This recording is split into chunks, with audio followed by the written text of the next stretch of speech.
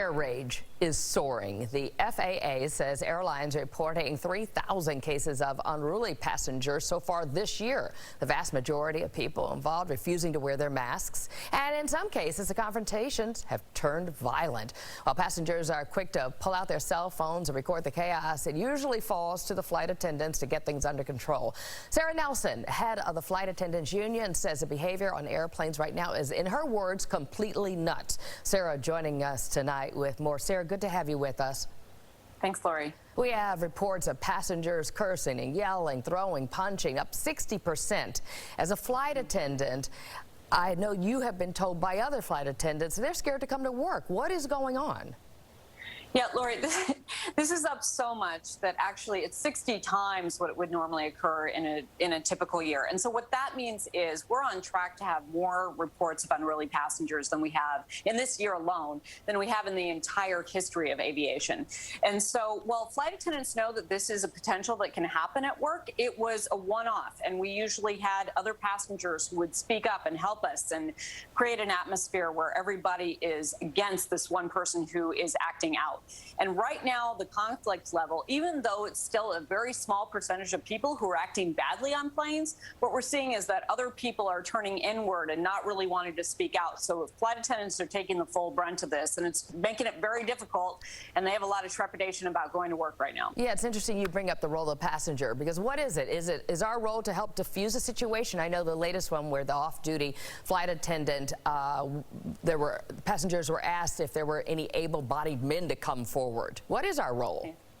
Well, I would say able-bodied women, too. Let's be clear about that, first of all, Lori. But our flight attendants are trained in de-escalation tactic, and so we will typically be trained in how to direct passengers and how to help us. Sometimes we get passengers to help us without even knowing that they're helping us, just because of the way that we de-escalate, where we get people kind of saying, yeah, come on, get it under control. We all just want to have a safe flight. And other times it may be more specific if things are really out of control and we're actually directing people in how to help us contain the situation. But you should be listening for the flight attendant's cues on this. Don't take action on your own, because also what we see is that sometimes when conflict starts, someone else will jump in and it will rise and grow bigger. So wait for those flight attendant instructions, hit your flight attendant call button, call for help. The faster we can get to the situation, the more likely it is that we can de-escalate that.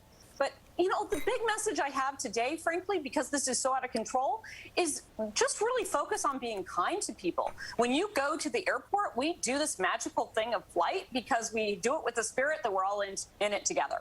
And we need people to really be coming to the airport with that in mind and be thinking about how we can be looking out for the people around us. It's a federal mandate to wear a mask, correct? I mean, you can face a penalty. That's exactly right. So flight attendants are enforcing the federal mandate. We have no choice, just like we tell you to put your seatbelt on. So when we tell you to put your seatbelt on, we don't say whether you believe it or not, whether you're comfortable with it or not. We tell you got to put your seatbelt on because clear air turbulence can throw you to the ceiling. And when you come down, you're going to hurt other people, too. So put it on to protect yourself and everyone around you. The same is true with the masks. And this is our requirement to enforce this. And so everybody just has to follow the rules if we're going to fly safely. And should we suspend alcohol? I know that's been brought up.